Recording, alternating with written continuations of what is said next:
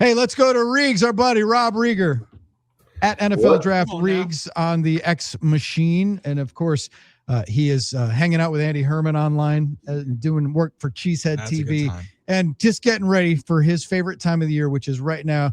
Regs, what was your take on what happened last night? How many holy bleep moments did you have while Billy and Wayne were living it live on the air? What about you watching the thing unfold? Man, what a night! I mean, it's the thing is with the draft, it's just no matter how much you prepare, and I spent a lot of time doing this. Nothing can compare you for the team that I hate the most, the Minnesota Vikings, taking a big guy with bad feet in the first round. Because what I've learned is that never works out good. I learned that from Greg Oden, and you can go down the list of all the big guys that have bad feet. Yep. Yao Ming. I mean, there's plenty of them. So Caleb Banks was the biggest surprise. I was a little bit surprised, but not really, about the whole Jeremiah Love thing. Like, I had heard a bunch of rumors that Arizona really liked them, and let's face it, they need some star appeal on that team. And the running back gets it. So, I mean, I wasn't – everybody else was so shocked about that. I mean, I picked him fourth. He went third. So, I mean, it wasn't really that big of a stretch. But, I mean, a lot of fun. I think Pittsburgh did a great job with the draft. Not quite Green Bay-esque, but still, pretty good. A couple other things. I mean, I just can't believe the Jets. I don't know what I do, and I know there's that viral video of that kid saying how much he hates the Jets and everything. I'm sure everybody's seen it, but I just can't get that out of my head. Is that they have the second pick in the draft, and they pick like the 8th best player with the second pick in the draft, and then you get to Sadiq. And here's a little stat for you, Billy. I know you're a stat guy on Kenyon Sadiq that nobody's talked about. Kenyon Sadiq has played 4 playoff games, 4 in his career. His average stat line in those 4 games is 3 catches for 20 yards and 0 touchdowns in the playoffs. That's an interesting one. I disagree with you on Bailey. I think he was tremendous, and I just love watching his tape. But the Sadiq one is a fascinating one because they're in a spot where they're going to grab a pass catcher somewhere. They need something. And I mean, you stack up the Jets, they're definitely earning themselves one of the top picks in the 2027 draft to be able to grab that quarterback. You see a number of different teams. I can't get over, as you mentioned, the Minnesota one. Banks was an interesting prospect in the second round. He's a monstrous human being, but he is one of those guys like we were talking about with Caden Proctor earlier. When his tape is good, it's the best that you might be able to see. But we saw McCoy end up sliding out of the first round for the injury deal. I definitely thought Banks was going to be in the same spot. I was almost more surprised there than the Ty Simpson one, and I almost swore while we were on the air during the Ty Simpson situation 3 times, Rob. You know what's funny is that with the Ty Simpson thing, I don't agree with it, but it did surprise me. I was checking to see whether I tweeted it, but I had actually texted a couple of my friends while it was on the clock. I said, it would not shock me right now if they picked Ty Simpson. Like, I just had this feeling in my gut that they're going to try to do that. My take on that, though, is I'm against it. I feel like when that Super Bowl window is open, you need to go through it. Like, you need to do everything you can to get through that window because it can close pretty fast. I was against Jordan Love. I mean, obviously he's a very good player on the Packers. I don't want to relive that again. But, I thought that we were very close to a Super Bowl championship, and it never materialized. I'm kind of the same way with the Rams. I mean, it's good to prepare for the future, but Matthew Stafford's coming off an MVP season. They have holes on their roster. They're not a complete roster, and they may not be in the top 15 for at least the foreseeable future. So, I mean, I think Stafford has at least 2 years in him, and especially next year, they're talking about it being a historic quarterback year.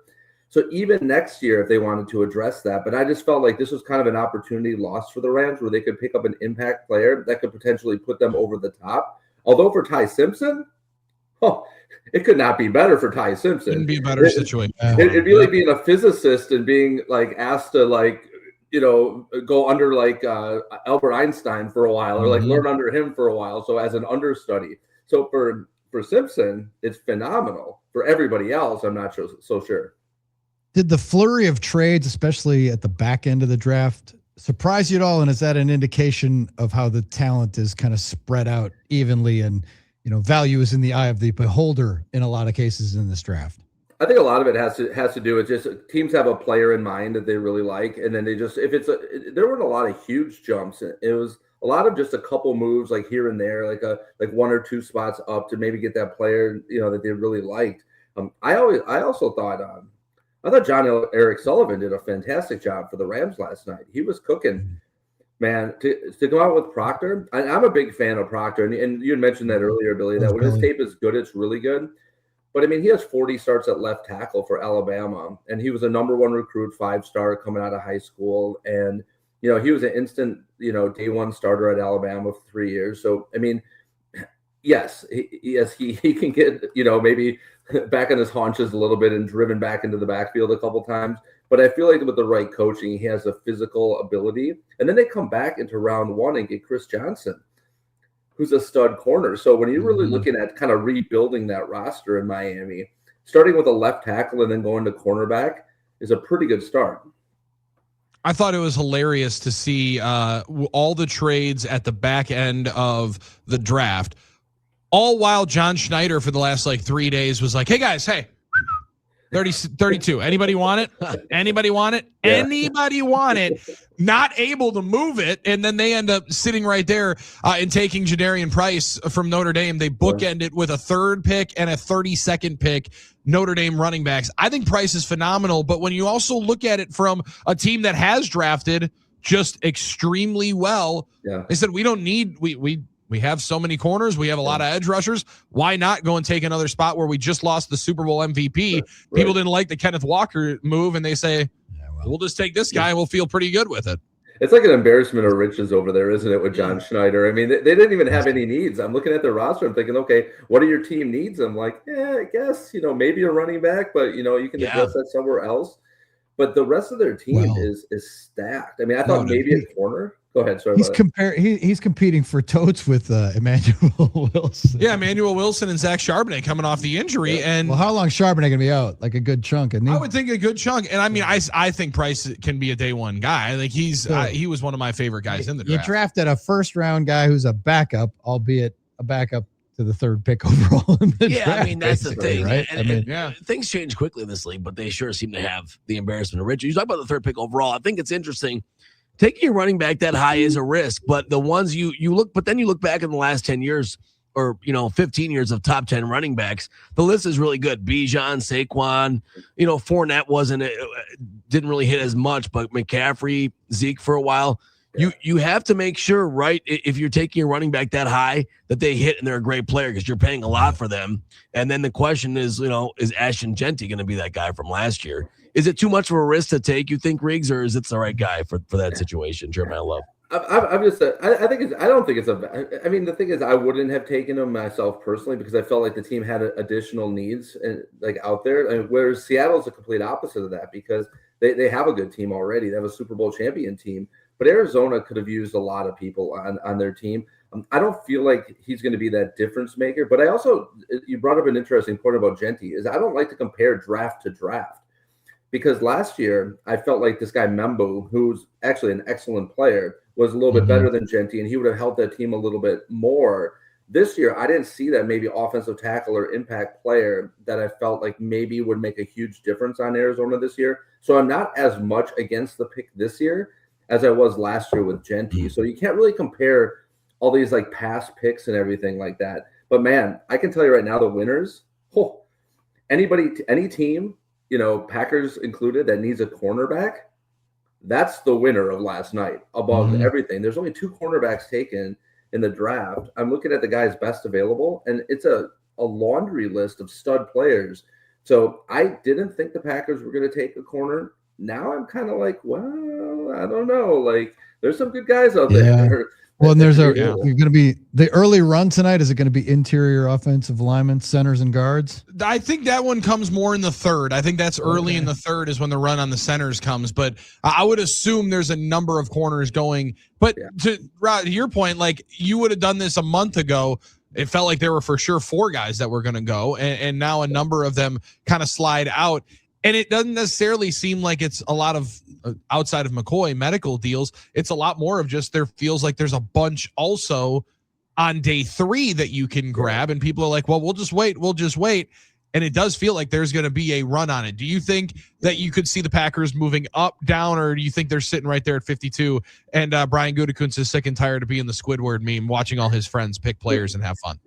That's a great point, Billy, that you brought up about, the run in the corners, that teams are probably thinking back, like, why are we taking the corner in on day one when we could just wait and get a similar player in round 3 that has similar talent? And that's one of the pitfalls of having the depth at that position, is that there's so many players out there. I talked about it yesterday. You got guys that are being projected into the 3rd round that started for huge, for SEC schools, Big Ten schools, multiple years, and you have a lot of tape on these guys. So I feel like this, probably the first 15 picks of this round, there's going to be a lot of cornerbacks seeing their names selected. So if there's an opportunity, Brian Gutekunst, I would advise him. A guy like Brandon Cisse is a big favorite of mine to just kind of move up there. If McCoy still falls, he tore his ACL in January of last year. Yeah. So he's like 15 months out from his surgery. So it's not like this is a recent injury that happened, November, December this year, where we don't know if he's going to be ready for training camp. He's 15 months